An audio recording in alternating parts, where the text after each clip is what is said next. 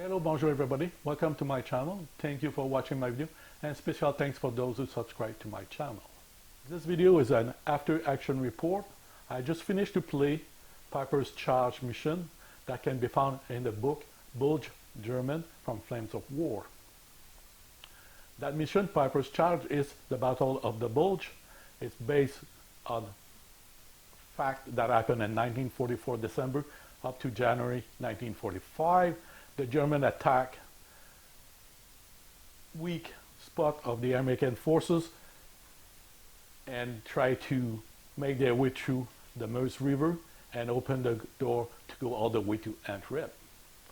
So that's what they try to reproduce in that mission.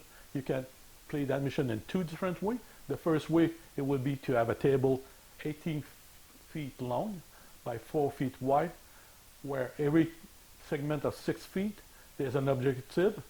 So there's table 1, table 2, table 3 that can be played in one. Or you can separate the game if you don't have that long of length of a table and 3 different tables or 3 different missions. What I did is I don't have 18 feet wide long to do. So I played 3 missions, table 1, table 2, and table 3. I just finished table 3. So I'm going to give you my positive and negative of all those missions.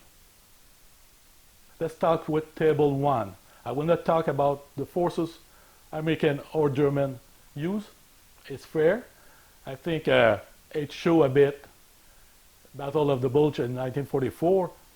The Germans deployed almost 1 million soldiers there and all the best tanks they are able to put on the table. So having 3 Tiger II, 10 Panther and 8 Panther IV is quite adequate. You have SS platoon of Panzergrenadier armored. It's quite effective. So for the German in general, it's okay.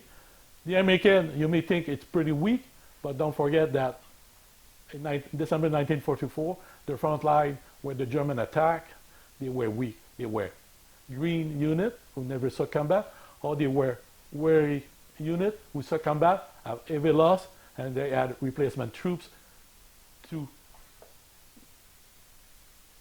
put it together as a unit in the field. So they were veteran, tired of combat, and newbie, and those units, so they were pretty weak, and it was well represented here through that mission.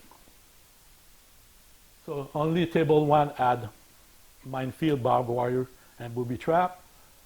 I think I could have used those in a better way. If you remember, I did not play the booby traps at all. The reason for that, I got confused and just did not play them because what I read with booby traps before on other books, it was you can only use booby traps in your deployment area. But by reading the rules against of Peiper's mission, it said the booby traps can be deployed within 12 inches of any road in the entire map. So I could have used booby traps way more often on this scenario.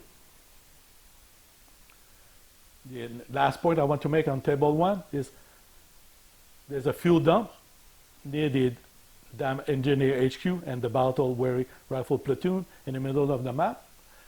And it said if the German capture a fuel dump, the next turn, they can move a tactical movement of all the friendly units before starting their turn. I did not take the time to take the fuel dump on table 1 because I was aiming to achieve and capture the objective in less than 6 turns. So I just went around that village over there to capture the objective. As basic as that. So I achieved it in less than 6 turns. So that completes my after action report for table 1. Let's go table 2. So on table 2, we can see that the German force arrived from the road again on the right side of the map. But they put a battle-weary rifle company HQ and a rifle platoon deployed right there against the deployment area in front of the bridge and inside the German deploy their unit inside that deployment area. And that make it kind of impossible because you have to bring You have to give enough space for the German to be able to deploy. So you have to be at least, well, let's say 2-3 inches away from the right line.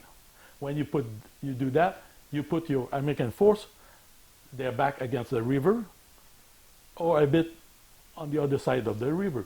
But you have to place unit on both sides of the river. In reality, it should have been that the Americans were on this side of the river, on the left side of the river, defending the bridge, and technically be able to destroy the bridge if the German approach are too close. In this case, they didn't have any engineer to destroy the bridge, but they should have be able to, or try to protect the bridge, so the German will have enough place to deploy, and difficult for them to assault the American because they will have to cross the bridge or cross the river, and the infantry will have to do a cross check to cross the river on a 4+. So the bridge will be the only opportunity for them, and the 3 Tiger II crossing and making the assault will be for the German, pretty much the only approach they had. So it will be way more difficult for the German to capture Table 2. Now Table 2, they had engineer on the right side, on the left side for the American, who tried to destroy the 2 bridge over there by rolling a dice for every team, engineer team, near the bridge. So on a roll of 6+, the bridge will be destroyed, become impassable for tank or gun team, and for the infantry, need a 4 to cross. So it's a good idea, it's a good rules, I like it. There are 2 bridges. Unfortunately, the Americans were able to destroy only 1 bridge, and by the time they were able to destroy 1 bridge, the Germans were already near the bridge. Again, on this map, you have 16 turns to capture objective B or C, or both. That includes the previous table, how many turns it took you. And at this time again, I decide that my German will go around Stavelo town and prioritize to capture the 2 objectives. So I thought that was not a good incentive to capture the fuel dump, and I let it there. So that's the way I play Table 2. So we're going to go on Table 3, and I will be able to explain a bit more what I mean by rules change for the fuel dumps, for example. When the Germans arrive to Table 3 and start the attack on Table 3, again, they arrive from the road, and we can see the first 2 feet from the short end table on the right side. There's no American troop there. First time we see American troops is at the 3rd feet on top of the map, where the battle weary rifle platoon can be deployed. We have MCAT Sherman tank platoon near the objective number 2 at Tarnion, and at Abiermont, there's an engineer combat platoon deployed there. Also, the American will have a reserve. They have a Bastard and parachute rifle platoon, and they have MCAT Sherman 2 platoon, plus on turn 3, they will have 2 Thunderbolt as airplane to come into the battlefield. The deployment area for the tank, for example, were at the north, 48 inches from the left side, so they had 3/4 of the map to deploy on the edge of the map. And the infantry, the Palestine parachute, at the same thing on the bottom, 48 inches to deploy. Or you may choose to just put them at the end of the table and deploy from there. So when the Germans start to deploy, because I was achieving less than 16 inches, the American, they had no reserve deployment automatically. If I will not be successful to capture objective for Table 1, for example, at turn 7, then 2 reserve unit will be deployed on the table on turn 1. In this case, I achieved to be in, say, 6 turn on Table 1 and 16 on Table 2. They have no deployment of the reserve at the beginning of their turn 1. I think here battlefront or the tester, and I point really at the tester over there of the Bulge German book. Those guys should have played that game, find what's wrong with it, and make proper suggestion. I don't say they did not do that, and Battlefront did not care. That's their problem, if they care or not. If you ask someone to give you insight on a book or test a particular mission, you should consider what they said and be able to explain yourself. Here, what I see is when we arrive at table 3 with the German force, they have unlimited turn to succeed the mission of table 3. And in reality, of the Battle of the Bulge in 44-45, the Germans were not able to reach the Meuse, and not because of the American troops on the table joining and attacking the German, but because the German ran out of fuel and ran out of ammo. So if they run out of fuel and ammo and we're not able to reach the Meuse, we should make it difficult on table 3 to reach the Meuse River. For that, my suggestion would be table 3, you have a maximum of 6 turns to reach the end and capture the Meuse River. And table 1, fuel dump, table 2, fuel dump, and table 3, fuel dump. If it is captured by the German forces, they don't have a free tactical movement on each turn, but instead, when they arrive on table 3, you will add 1 turn for every fuel dump capture. So if table 1 and 2 fuel dump you capture only 1, then when you arrive on the table 3, you don't have 6 turns, but you have 7 turns to capture. If you capture the fuel dump on table 3, then you will go to 8 turns to capture the objective. It will be better use of the fuel dump and the rule of the fuel dump. So table 1 and 2, you make a choice as a German unit to bypass them to arrive at your objective in the time prescribed, or you take the time to capture them and you have more turn at table 3. Now, if you were not able on table 1 or 2 to achieve and capture objective in table 1, 6, or table 2, 16, table 1 and 2 together, then instead to have the reserve coming on the table on turn 1, you should be able to deploy on turn 1 2 units, or like they suggest, to deploy 2 reserve units. I would say the reserve stay the reserve, but at the beginning of turn 1 for the American, they can deploy 1 Bastard para platoon and the formation command of the Sherman. So will it be 2 Sherman on the table on turn 1 and 1 para platoon on the table on turn 1 on top of the what is offered in the reserve and already on the table. So that way it will make it more difficult and more for the German to go through those units to achieve their objective to capture the Meuse River.